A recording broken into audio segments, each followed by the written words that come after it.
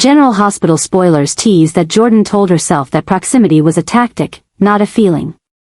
Proximity was how you heard the sentences people never finished, how you watched the hesitation before a lie, how you measured a handshake that lasted 1 second too long. Proximity was what had kept her alive when she wore a wire under second-hand blazers and smiled at men who ordered other men into graves. But with Jen Sidwell, proximity had become climate, an air she inhaled without noticing until she was breathing only that. The late dinners that were just debriefs, the rides in the back seat where the glass partition slid up with a reassuring hush, the calls at hours when even veterans don't answer unless someone's bleeding. Add to it the house, the one she had convinced herself her cover required, whose marble floors reflected her silhouette back to her until even she started to believe she belonged inside that gleam. Somewhere between the escrow and the monogrammed hand towels, proximity stopped being a tactic and turned into a tether. The day Laura Collins fired her, there was no shouting. Laura's power had never come from volume, it came from the quiet that followed her words. "You've crossed lines you used to draw," Laura said, hands folded, the city's seal behind her like a witness who would not perjure itself. "I don't know where your loyalties are, and until I do, I can't have you next to me." Jordan felt the room tilt. She could have argued, she could have produced the private reports she still fed Laura at 2 a.m., she could have held up the blank page that proved Sidwell had not yet committed a chargeable crime. None of it mattered. Laura had already made the calculation, a calculation Jordan had taught her to make. If the thread is unclear, eliminate the uncertainty first. The dismissal was clinical, and that was what burned.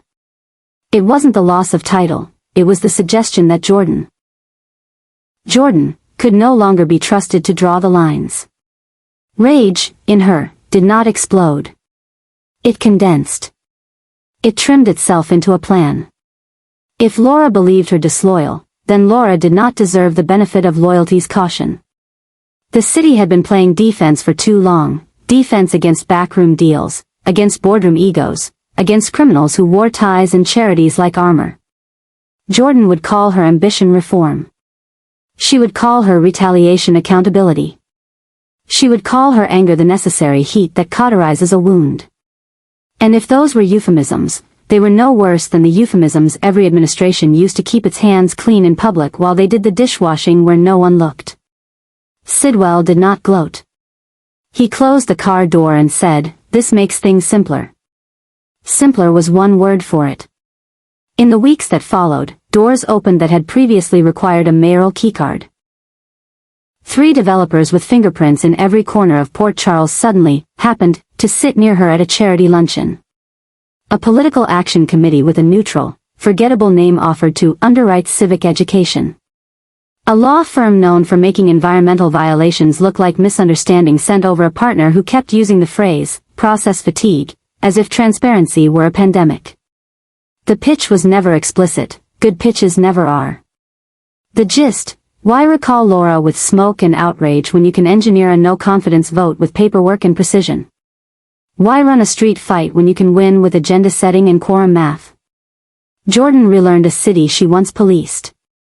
She mapped its softer pressure points, a council member masking insolvency with smiles, a union head whose rank and file adored him while his side business bled him dry, a philanthropist whose tax shelter had an address that didn't exist. She learned which journalists would print a rumor if it smelled like a scandal and which activists could be courted with the right promise delivered in the right room by the right person. She didn't threaten, she reminded. She didn't bribe, she accelerated. It was astonishing how many people discovered their convictions after someone told them they'd had them all along. The language of adjustment became her favorite scalpel. Laura's office was stagnant, not careful, process-heavy, not lawful, risk-averse, not responsible. Jordan promised a new mayoralty that would be surgical where Laura was sentimental and decisive where Laura was deliberative. Public safety will not be a slogan, she said at a rooftop fundraiser where glasses chimed and the river spread out like a stage curtain. It will be a schedule. Applause rolled like weather across a crowd that had come to be reassured they were on the right side of the inevitable. Under the strings of lights, Sidwell did not stand beside her. He stood 2 men away, laughing at a joke he had heard twice, looking like part of the scenery. That was the thing about him, he was never the camera's subject and always its editor. She told herself she was managing him. "You'll get your permit," she had said once, low enough that only he could hear, "when your truck stopped visiting warehouses after midnight." He'd smiled, not insulted, not impressed, merely interested. "You're not the first to try to bargain with my timing," he'd replied. "You're the first who could make it stick." It was a compliment wrapped around a collar. She wore it. The first moment that told her the tether had tightened came on an otherwise unremarkable Tuesday, the kind you only notice later. A rookie cop, 2 months out of the academy, called in a suspicious transfer at a riverfront warehouse, a transfer that matched a pattern Jordan's stomach knew better than her head wanted to admit. She was at a breakfast meeting, her phone vibrated, the dispatcher's voice was rote with routine. The order she ought to give was simple: send backup now. The order she gave was bureaucratically impeccable: hold perimeter, await verification. Waiting is where truth goes to suffocate.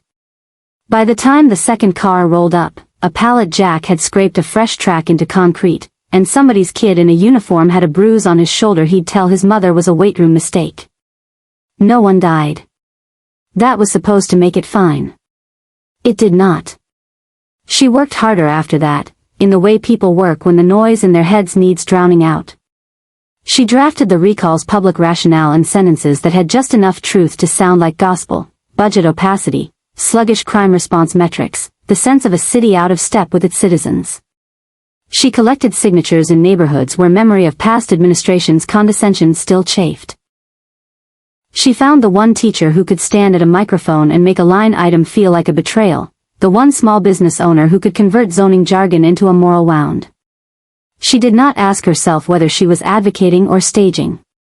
She told herself that good theater is how you get a hearing in a town that only listens when it's entertained. Of course there were personal costs, and she tallied them like debts she would someday repay.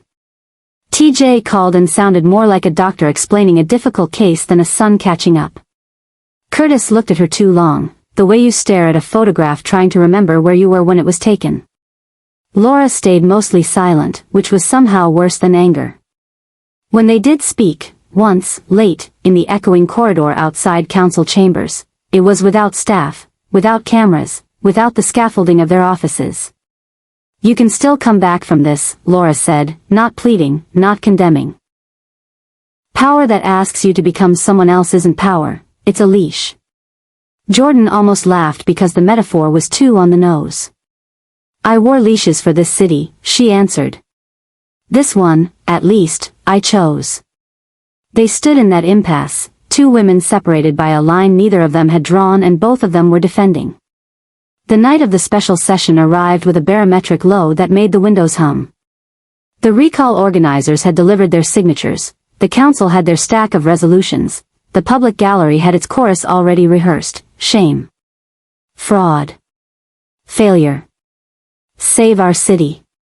The words are always the same, only the faces change. Jordan had spent the day marshalling votes like a field captain, checking in with the two swing members whose public personas ran on conscience and whose private lives ran on calculus. She believed she had the numbers. She had even allowed herself the indulgence of a mirror at dusk, practicing the cadence for the press conference that would follow: measured, gracious, a promise to work with Mayor Collins during the transition to ensure continuity. The script was written in passive verbs because passive verbs sound like humility when spoken from a podium. At 6:17 p.m., Sidwell asked for one thing he had never asked for explicitly, and the clarity of it cut through every euphemism that had insulated her. "When this is over," he said, "you'll name a commissioner who understands the commercial realities of a port city." It was not an ask, it was a condition. He even supplied a name. She knew the name. Everyone who had worked narcotics knew the name. The man was efficient and clean in the way a sink is clean when you throw the dishwater into the alley. "No," she said, before her caution could dress the refusal up. He didn't argue. He tilted his head. "Then someone else will," he said mildly, "and you'll be the mayor who couldn't deliver." The sentence installed itself behind her eyes like a banner. Someone else will. Couldn't deliver. Mayor. She went to the chamber with two storms under her skin, the weather outside and the weather he'd made inside her. The first 15 minutes unfolded to plan. Procedural motions. Testimony staged to look spontaneous. A veteran from the waterfront describing how crime had come to feel like climate rather than event. A mother describing the night her car was pulled over and no one explained why. Then the leak hit, drops at first, then sheets. An independent outlet posted documents, the Shell LLC that had acquired her house, the timeline that coincided with her first meeting in Sidwell's office, the emails from a pack discussing messaging synergies, with a development plan no one had seen. It was nothing she hadn't rationalized. It was everything the public needed to translate rationalizations into guilt. Phones lit up like a midnight river turned to sparks. The swing votes went white-faced in the way only politicians do when they discover the ground they measured all morning has changed elevation. A council member cleared his throat and began a speech he had in two versions. You could hear him switch drafts mid-sentence. The gallery's chant lost rhythm, then found a new one. Sidwell did not text. He would not. He had built this whole machine to run without fingerprints. Laura watched her, and in that look was no triumph. It was the expensive sorrow of a woman who had cut off her own hand to stop a poison from traveling. She could have moved to adjourn, to let the storm pass. She didn't. She did what leaders do when they decide their own office is not the cathedral, it's the front door. She called the vote. It failed by a margin Jordan would replay in her head on silent mornings until numbers turned to static. She could have left then. She didn't. She asked to speak, and because the chamber still remembered the version of her who never abused a microphone, they let her. She did not defend the house, she did not deny the meetings, she did not pretend the rookie's bruised shoulder was weather. She spoke about lines and how the job of a line is to hold, and how sometimes the people who draw them start to confuse strength with control. She said she had wanted to fix the city so badly she'd tried to fasten it into her shape. She said she had almost given away the one thing she could never buy back, the right to call something corrupt and be believed. It wasn't a confession, it was a diagnosis. It didn't absolve her. It did something else, it turned certainty into work again. Work for the council. Work for the mayor. Work for her. Afterward, in the corridor, the press clustered, sensing a story that had slipped out of the headline they had pre-written. Jordan gave no quotes. She didn't need to. The storm outside had done it for her, washing the streets clean enough to smell the iron in the air. Sidwell's car idled, then pulled away without her. That was fine. Proximity had taught her something older than tactics. If you stand too close to the engine, you forget which way the car is moving. In the days that followed, rumors replaced verdicts. Some said she'd cut a deal to expose Sidwell in exchange for leniency on the ethics violations that might yet stick. Others said she was doubling down, that the speech was cover and the campaign would relaunch in spring under a new set of initials and a different haircut. Laura sent her a note in handwriting that could stop a riot just by being legible. Lines can be redrawn, it read. Not tonight. Someday. Jordan placed it in a drawer. Not as absolution, as geography. She still walked through the house at night, in bare feet, listening for the lies the rooms told her. Houses are excellent liars. They persuade you you're at the center when you're just passing through. She would sell it, she decided, not to punish herself, not to make a point, but because the echo had started to mimic a man's voice that wasn't in the room. She opened a window and let the September in. Whether she brings Sidwell down or he drags her back into orbit is a future the city will write with 1,000 small decisions that never make the evening news. In Port Charles, power is rarely seized in one night, it is inherited from attention, day after day, until the person holding it thinks they always had it. Jordan has held power and she has had it taken. She now understands the difference in her bones. And that, more than any title, may be the first honest line she has drawn in months. Jordan Ashford's story has never been simple.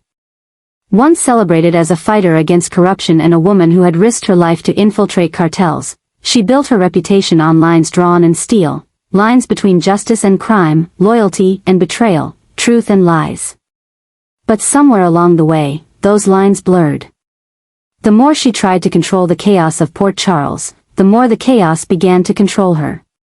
What started as a mission rooted in principle slowly shifted into a dangerous obsession with power, and Jordan now finds herself navigating a landscape where every decision seems to carry the stain of compromise. The turning point came with Laura Collins. For years, Jordan and Laura worked side by side, allies who respected each other's strength even when they disagreed. Laura's leadership was marked by compassion and steadiness, qualities that frustrated her enemies but gave the people of Port Charles someone to trust. Yet to Jordan, that compassion began to look like weakness. When Laura removed her from the deputy mayor's office, it wasn't just a career setback, it was an insult, a public declaration that Jordan could no longer be trusted. The humiliation ignited something darker inside her, a determination not only to prove Laura wrong but to push her aside completely. Sidwell's arrival offered Jordan an outlet for that anger. A dangerous man cloaked in the legitimacy of business, Sidwell understood how to turn ambition into opportunity. Where Laura had seen red flags, Jordan now saw tools. She convinced herself she was still playing the part of investigator, infiltrating Sidwell's world to uncover his crimes. But the truth was more complicated. The money, the influence, the lifestyle, it seeped into her bones. The luxurious house she purchased for her cover became a symbol of both her duplicity and her growing attachment to a new life. She still reported to Laura in secret, but with each passing day her updates became less urgent, her discoveries less sharp. The tether to Sidwell pulled tighter, and the distance between her and her former ally widened until the break felt inevitable.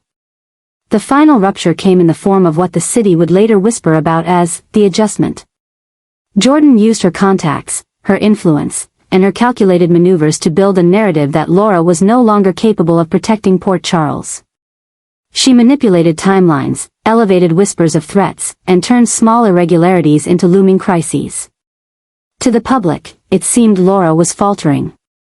To the council, it seemed the mayor had become a liability.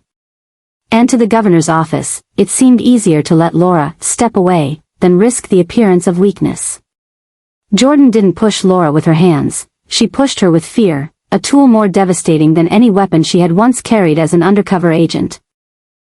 Laura's exile was quiet but devastating. Standing at the podium, she announced her temporary departure, for the safety of the city, refusing to show bitterness even as her heart broke. She left with dignity, but her absence was a wound in the soul of Port Charles. For Jordan, the moment was both a triumph and a haunting. She had achieved the impossible, she had dethroned a woman many thought untouchable. Yet as the applause of her new supporters echoed in her ears, she felt the hollowness of a victory won with poisoned tools. The city itself began to change. Jordan's adjustments were swift and forceful, stricter curfews in crime-ridden districts, new committees that reported not to City Hall but to boards filled with Sidwell's allies, expedited policies that traded caution for speed. At first, the numbers looked good. Crime reports dipped, the press celebrated quick wins, and investors whispered about a new era of confidence in Port Charles. But beneath the surface, unease grew. Neighborhood leaders muttered about being silenced, police officers noticed patterns of interference, and ordinary citizens began to ask whether their safety was being bought with something they could never reclaim, their trust. What haunted Jordan most was not the policies but the whispers. People began to say she had become too close to Sidwell. That she had allowed his money to seep into her veins, that she was no longer an independent protector but a pawn dressed as a queen. She bristled at the accusations, telling herself that she still had control, that she was using Sidwell rather than the other way around. But deep down, she knew the truth. Every favor he granted, every door he opened, every luxury she accepted came with invisible chains. And with each link, her freedom grew smaller. Meanwhile, Laura's absence was felt everywhere. Residents remembered her kindness, her patience, her ability to listen. They remembered how she stayed through crises without flinching, and how she always returned the city to balance. In contrast, Jordan's administration felt fast, sharp, and increasingly merciless. For those who supported her, this was a refreshing change. For those who did not, it was a warning sign. When the stories of Jordan's manipulations began to surface, about the memos, the timelines, the leaks, it was not hard for the public to believe them. The narrative shifted once again. Jordan was no longer seen as a reformer but as a usurper, a woman who had sacrificed her values for power. Yet what makes Jordan's story so compelling is the complexity beneath the villainy. She is not evil for the sake of evil. She is a woman who convinced herself that she was the only one strong enough to save a city in decay. She believed the ends justified the means, even when the means corroded her soul. She wanted to protect Scout's future, TJ's safety, and the legacy of everything she once fought for. But in doing so, she became indistinguishable from the very criminals she once put behind bars. The obsession now haunting her is not merely with Sidwell or with Laura, it is with herself. She cannot reconcile the woman she sees in the mirror with the woman she once believed she was. And the city, always quick to judge and slow to forgive, watches her with suspicion. Port Charles has seen heroes fall before, but with Jordan, the fall feels personal. Every betrayal cuts deeper because of who she used to be. Rumors swirl that Laura may one day return, that exile is not forever, and that the people of Port Charles may call her back to reclaim the seat that was stolen from her. If that happens, Jordan will be forced to face the consequences of her choices. She may cling to power with everything she has left, or she may finally recognize the futility of the path she has chosen. But whatever comes, one thing is clear, the adjustments she engineered have already rewritten the city. Nothing will return to the way it was. And so the question lingers in the air, heavier with each passing day. Has Jordan already crossed the line of no return, or is there still time to redraw it? If Laura's exile is the price of Jordan's ambition, then the cost is not only one woman's position but the soul of Port Charles itself. Because in this city, power never comes without a price, and the obsession that drove Jordan to seize it may be the very thing that destroys her in the end.